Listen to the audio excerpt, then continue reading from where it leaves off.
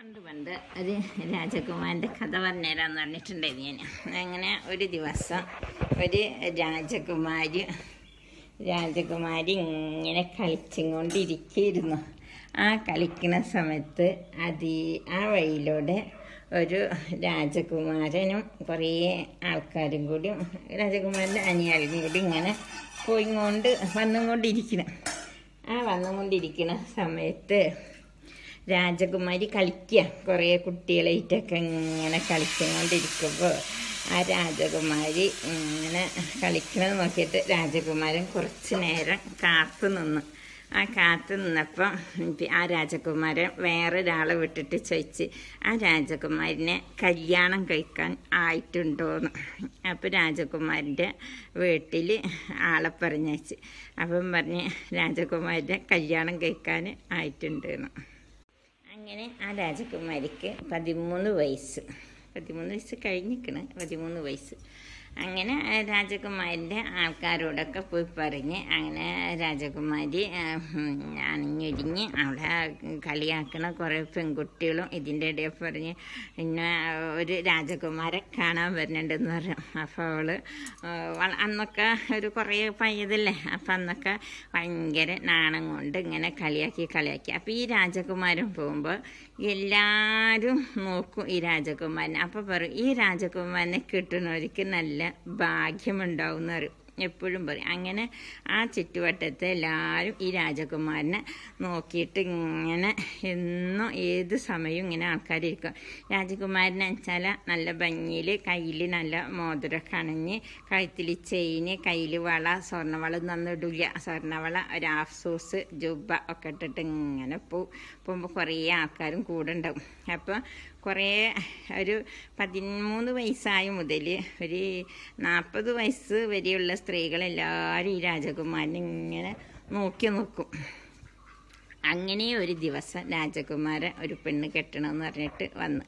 അപ്പം അങ്ങനെ അന്വേഷണത്തിൽ വന്ന് പിടിച്ച് നോക്കുമ്പോൾ ഈ കളിക്കുന്ന രാജകുമാരനെ കണ്ടല്ലോ. അങ്ങനെ രാജകുമാരൻ്റെ അടുത്തേക്ക് വന്ന് അങ്ങനെ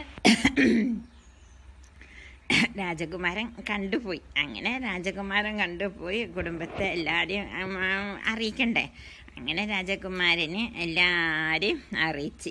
അപ്പോൾ രാജകുമാരൻ്റെ വീട്ടിലും അറിയിച്ചപ്പോൾ കുറേ ആൾക്കാർക്ക് വളരെയധികം എതിരുകളുണ്ടായിരുന്നു, കല്യാണം വേണ്ട എന്നുള്ള ഇതിൽ.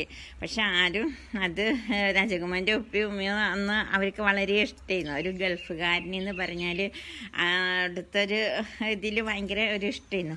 അങ്ങനെ രാജകുമാരനോട് ചോദിച്ചൊന്നുമില്ല. രാജകുമാരി ഒരു പൊട്ടിയിരുന്നു. അപ്പോൾ രാജകുമാരി ഒരു പൊട്ടിപ്പെണ്ണയിന്ന് എന്തായാലും ഒന്നുമില്ല, കുറച്ച് സാരി ചുറ്റണം, കുറച്ച് സ്വർണ്ണം ഇടണം, അങ്ങനെ പോകണം, അങ്ങനെയൊക്കെയുള്ളൊരു ചിന്തയായിരുന്നു.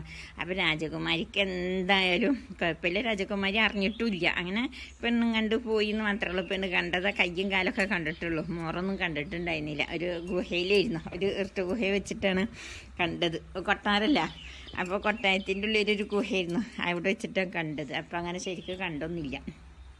അങ്ങനെ രാജകുമാരൻ പോയി രാജകുമാരൻ പറഞ്ഞ് ഇത്ര ദിവസത്തിൻ്റെ ഉള്ളിൽ കല്യാണം വേണമെന്ന് പറഞ്ഞ്.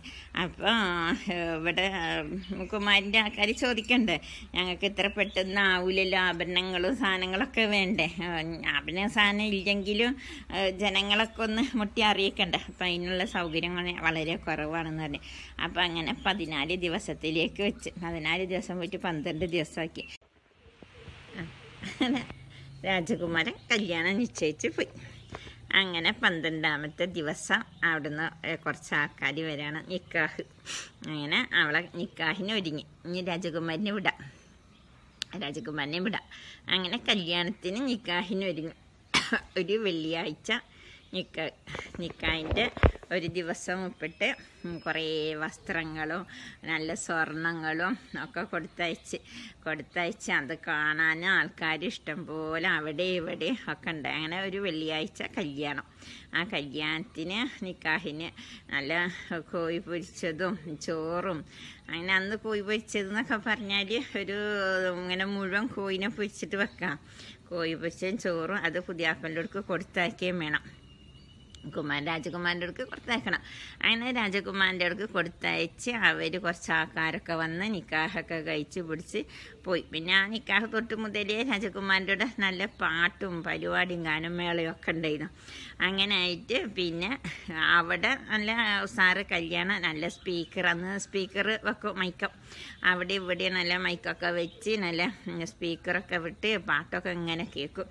അപ്പോൾ ഈ രാജകുമാരൻ്റെ ചങ്ങായിമാരെല്ലാവരും എന്നും വന്ന് ഇങ്ങനെ പല കഥകളും കാര്യങ്ങളും ആൺകുട്ടികളും പെൺകുട്ടികളൊക്കെ പറയും. അപ്പോൾ ഇവർ കൂട്ടുകാർ കുറേ ഉണ്ട്, ആൺകുട്ടികളും പെൺകുട്ടികളൊക്കെ കുറേ കൂട്ടുകാരികളുണ്ടായിരുന്നു. അങ്ങനെ ഇവരിങ്ങനെ കല്യാണത്തിൻ്റെ കുറേ ദിവസം അങ്ങനെ കല്യാണം ഒരുങ്ങി പിടിച്ച് വന്ന് വിവരങ്ങളൊക്കെ എല്ലാവരെയും അറിയിച്ച് 14 ദിവസമുള്ള ആക്കി കല്യാണമാക്കണ്ടേ. അങ്ങനെ കല്യാണത്തിനുള്ള ഒരുക്കം. അപ്പോഴത്തേന് അപ്പം ഉണ്ടാക്കാൻ തുടങ്ങി. മാവ് മൈദ കുഴച്ച് കുറേ പുകപ്പം ഉണ്ടാക്കും. കുറേ പെണ്ണുങ്ങൾ, അടുത്ത വീട്ടിലെ പെണ്ണുങ്ങളൊക്കെ വന്ന് കുറേ അടുക്കളയിൽ നിറയെ പെണ്ണുങ്ങളാവും പുകപ്പം ഉണ്ടാക്കും. വെളിക്കും ബിസ്ക്കറ്റപ്പം ഉണ്ടാക്കും, കോയട ഉണ്ടാക്കും. കോയട കുറച്ച് ആൾക്കാർ ഉണ്ടാക്കുള്ളൂ, കൂടുതലുണ്ടാക്കുക പുകപ്പം, ബിസ്ക്കറ്റപ്പം, പിന്നെ ഇപ്പാണ് കാരക്കപ്പം വന്നത്, ചുക്കപ്പം, ഇതൊക്കെ ഉണ്ടാക്കി അങ്ങനെ ടിന്നുകൾ ഇങ്ങനെ നിറച്ച് വെക്കും. അന്ന് അത്ര ആൾക്കാരൊന്നും കൊണ്ടുവരില്ല, ഇന്നത്തെ കാലത്ത് കൊണ്ടുവരുന്നുണ്ടല്ലോ. അന്ന് ഈ രാജകുമാരൻ്റെ കല്യാണക്കാലത്തൊന്നും ആൾക്കാർ അത്ര പലഹാരം കൊണ്ടുവരില്ല, ഇല്ലത്തുനിന്ന് മാത്രമാണ് കുറച്ച് പലഹാരം കൊണ്ടുവരുള്ളൂ. അങ്ങനെ ഇല്ലക്കാർ കുറേ പലഹാരം, അമ്പലത്തിൻ്റെ ഇട മണ്ട അങ്ങനെയുള്ള സാധനം കൊടുന്ന് ഇവിടെ പുകപ്പം ഉണ്ടാക്കലോട് ജോറ്. വൈകുന്നേരമായാൽ എല്ലാവരും വരും. എന്നിട്ട് വന്ന് വെറുചായയും പുകപ്പൊക്കെ പോയി ഉണ്ടാക്കണവർക്ക് കുറച്ച് പൊയിച്ചിട്ട് വെച്ചെടുക്കും. ആ ഒച്ചയും വിളിയൊക്കെ അതാവും. അത് കഴിഞ്ഞാൽ പിന്നെ കല്യാണത്തിൻ്റെ ഒരു 3-4 ദിവസം മുപ്പിട്ട് അടക്ക വെട്ടാൻ തുടങ്ങും. പെണ്ണുങ്ങൾക്ക് വെറ്റിലടക്ക വെച്ചെടുക്കണ്ട. അപ്പം ഈ അടക്ക ഇങ്ങനെ ചുരണ്ടും. അടക്ക ഇങ്ങനെ മുരിയൊക്കെ കളഞ്ഞിട്ട് മുറിച്ചിട്ട് ഇടാൻ അടക്കി നല്ല ചുണ്ണാമ്പും അടക്കൊക്കെ മേടിച്ച് വെച്ച് അങ്ങനെ കല്യാണത്തിന് അങ്ങനെ ഒരുക്കങ്ങൾ. പിന്നെ ആൾക്കാർ അങ്ങനെ കല്യാണത്തിൻ്റെ പിറ്റേ ദിവസം മൈലാഞ്ചി കല്യാണം. അങ്ങനെ ഞങ്ങളവിടെ നല്ല മൈലാഞ്ചിക്ക് നല്ല രസമായി. ആൾക്കാരൊക്കെ കല്യാണത്തിന് ഉണ്ടാവും. അങ്ങനെ മൈലാഞ്ചൊക്കെ ഇട്ട്, അന്ന് മൈലാഞ്ചിക്ക് അങ്ങനെ തുണിയും ഇതൊക്കെ ഇങ്ങനെ ഇട്ടിട്ടുള്ളൊരു പരിപാടിയാണല്ലോ, പട്ടും തൊയിലൊക്കെ ഇട്ടിട്ട്. അങ്ങനെ പട്ടും തൊയിലൊക്കെ ഇട്ട് മൈലാഞ്ചിക്ക് നല്ലൊരു ആൾക്കാരും മൈലാഞ്ചി ഇടലും അമ്മായികളും വല്യന്മാരൊക്കെ വന്നിട്ടാണല്ലോ അന്ന് മൈലാഞ്ചി ഇടുക. എന്നാൽ ചങ്ങായിമാരൊന്നുമല്ല ഇട്ടുതരാം. അപ്പോൾ മൈലാഞ്ചി ഇല്ലത്തുനിന്ന് കൊടുന്ന് നല്ല പരപ്പരങ്ങാടിക്കാർ പാട്ടേത്തിയാണ് ഈ രാജകുമാരൻ്റെ കല്യാണത്തിന്. അങ്ങനെ പരപ്പരങ്ങാടി പാട്ടേത്തികളൊക്കെ വന്ന് നല്ല താളം മുട്ടും കഴങ്ങും ഒപ്പനയും അതും ഇതൊക്കെ ആയിട്ട് വീട്ടിലാണല്ലോ കല്യാണം. അന്ന് കല്യാണ മണ്ഡപമൊക്കെ ഇല്ല, ആളൊന്നും ഇല്ല അവിടെ. പൊന്നാനിയിൽ ആദ്യം വന്ന് മാസമാണ്. അപ്പം അന്ന് കല്യാണ മണ്ഡപമൊന്നും ഇല്ല. അപ്പം അങ്ങനെ വീട്ടിൽ നല്ല രസമാണ്. അങ്ങനെ കസാലക്കളി, വാകളിയും ചൗരും മറ്റേതും മറിച്ച്. പിന്നെ വെച്ചാൽ കല്യാണത്തിൻ്റെ കുറേ ദിവസം മുപ്പിട്ട് തന്നെ